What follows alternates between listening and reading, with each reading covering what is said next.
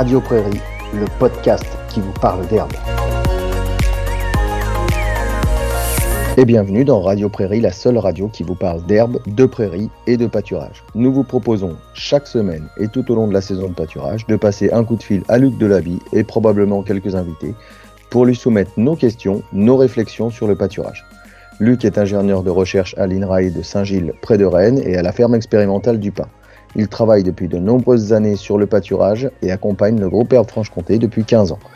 Allez, on chausse les bottes, les oreillettes et on appelle Luc en continuant à entretenir les clôtures, à mesurer de l'herbe ou mener de l'eau parce que c'est ça aussi l'avantage du podcast.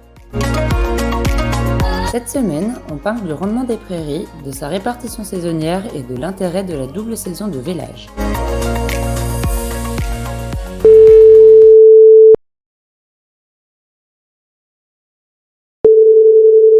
Bonjour Luc. Salut Florian. Bon, Luc, nous on avait souhaité te contacter, connaître un petit peu ton avis parce que du coup on se disait finalement quel est ton regard sur cette question-là du rendement des prairies qui baisserait à cause du réchauffement climatique.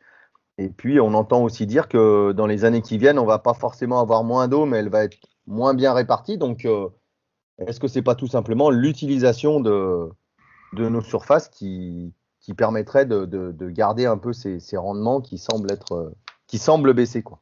Effectivement, ce réchauffement climatique, c'est clairement un souci des éleveurs herbagers. On avait déjà d'ailleurs évoqué lors de la première émission cet aspect-là en disant que désormais l'herbe poussait à des moments différents, sans doute moins l'été, mais plus tôt au printemps et tard en automne, et qu'il fallait être assez opportuniste pour aller la chercher. C'est la raison pour laquelle il faudra effectivement vraiment réaliser un bilan complet pour voir s'il y a effectivement chute de rendement ou déplacement du rendement. Il faut être clair, l'herbe ne pousse pas sans eau et l'herbe ne pousse pas s'il fait trop chaud.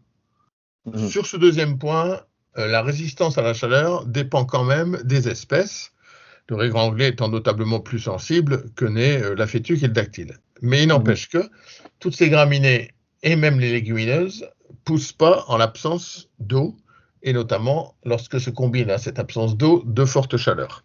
Même si du côté des légumineuses, il faut reconnaître que la luzerne et le trèfle violet sont quand même, grâce à leurs racines particulières, aptes à bien valoriser le peu d'eau disponible. On a clairement vu ça en 2003 lors de la canicule.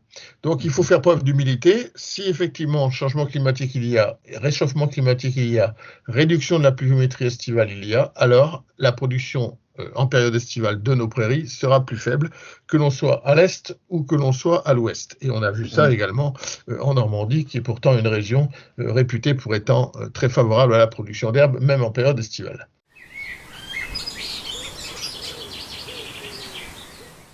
Alors concrètement, qu'est-ce qu'on peut faire ? Eh bien, il y a plusieurs clés. Il y a bien sûr le recours au stock, qui est souvent évoqué, mais il faut savoir aussi que le retour au stock, ne se justifie que si les plantes qui servent à réaliser ce stock sont aussi capables de pousser dans les périodes difficiles, parce que sinon on va perdre de l'intérêt. Et on a vu de bien tristes maïs, notamment en Pays de Loire lors des années séchantes, parce que malheureusement les sols étant peu favorables à la rétention d'eau, le maïs souffre aussi s'il n'est pas irrigué. Or, la compétition pour l'irrigation, elle va être très forte dans les années à venir. Donc, il faut quand même être prudent sur le fait que les plantes destinées au stockage peuvent aussi être très sensibles aux conditions climatiques et au réchauffement climatique.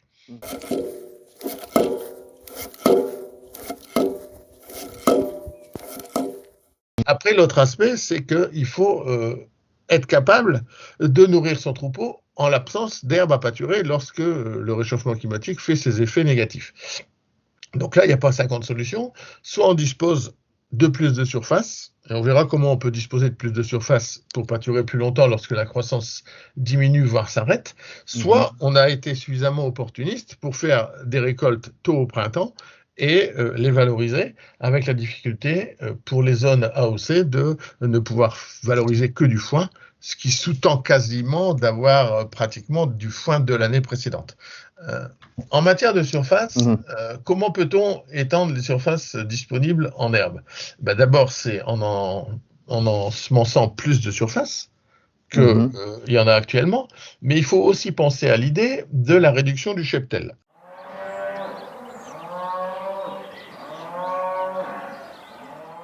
Alors, il ne s'agit pas bien évidemment d'abattre les vaches, Mhm. mais la réduction du cheptel au sens où une partie des vaches en période estivale pourrait être tarie pour pouvoir aller plus loin et laisser la surface accessible aux vaches en moindre effectif dans le troupeau. Et c'est la raison pour Mhm. laquelle on avait proposé il y a quelques années avec Eric Potier et Jacques Gabriel, lors d'une synthèse dans la revue Fourrage, d'en fait pratiquer la double saison de vélage pour les systèmes herbagés, qui était une pratique qui permettait d'avoir pas mal d'avantages, les avantages du vélage groupé sans ses inconvénients, notamment Mhm. celui d'avoir une très forte demande fourragère à un moment où malheureusement il peut y avoir pénurie due au réchauffement climatique. Et si vous avez la chance d'avoir la moitié de vos animaux qui veulent au printemps et l'autre moitié qui veulent à l'automne, avec un espace entre vélages de 6 mois, et bien en fait, Mhm. vous vous retrouvez à devoir tarir la moitié de votre troupeau durant les périodes de pénurie fourragère que sont l'hiver, bien évidemment, mais aussi la période Mhm. estivale. Donc là, il y a peut-être une astuce en matière de conduite de troupeau à mettre en œuvre. Et puis, dernier volet, eh bien, c'est le choix des espèces, puisque je vous disais, il y a des espèces qui sont quand même plus ou moins résistantes aux conditions climatiques et notamment aux températures élevées.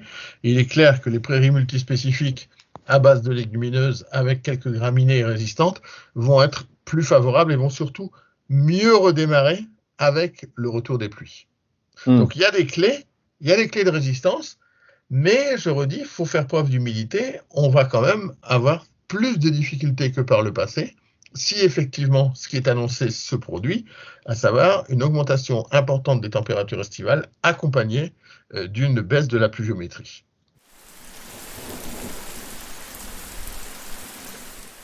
La question que ça me souligne aussi, c'est finalement l'âge au vélage des primipares dans dans cette double saison de vélage en fait.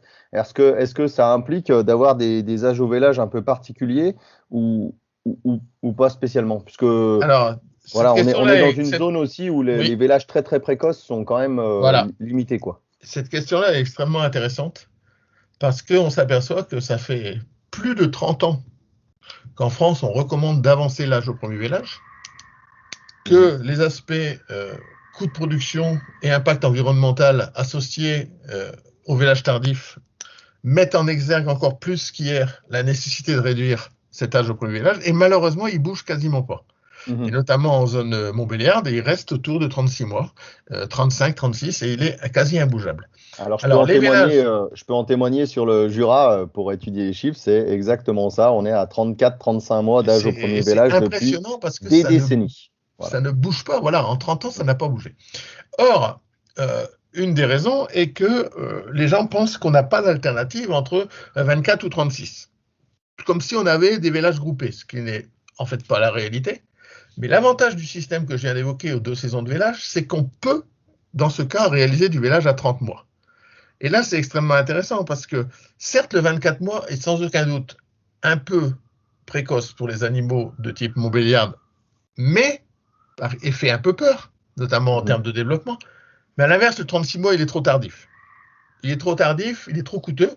Et le 30 mois est un très bon compromis, c'est-à-dire qu'un animal qui naîtrait au printemps, dans le cas des vélages groupés à 2 saisons, eh bien en fait vélerait pour la première fois à l'automne, à 30 mois d'âge, complètement compatible avec la race, et permettrait, comme je le disais, d'avoir les avantages des vélages groupés sans ses inconvénients, parce que des vélages groupés monosaison imposent un vélage à 24 mois, ou à Mhm. 36, on n'a pas Ouais, 36. d'alternative, c'est 24 ou c'est 36. C'est quand même Or, exactement ce que nous témoignent les éleveurs aujourd'hui. ce qu'il faut Voilà. bien savoir, hein, c'est que le passage de 24 à 36, c'est-à-dire une année d'élevage en plus, ça a un coût en termes de fourrage consommé et d'aliments consommés qui est égal aux 2 premières années. La dernière année est égale aux 2 premières. Et en Mhm. termes d'émissions de méthane, puisque c'est aussi un sujet qui est évoqué au travers l'élevage et qui est reproché à l'élevage de ruminants, à tort ou à raison, mais en tout cas qui est reproché, eh bien les émissions de méthane associées à cette troisième année sont égales à la totalité des émissions des 2 premières. C'est-à-dire qu'en réduisant l'âge au premier vélage de 36 à 24, on réduit de moitié les émissions Mhm. de méthane associées à l'élevage des génisses. Alors passons déjà à 30 mois, Mhm. ça sera un notable progrès et on aura, je dirais, pratiquement gagné à tous les étages.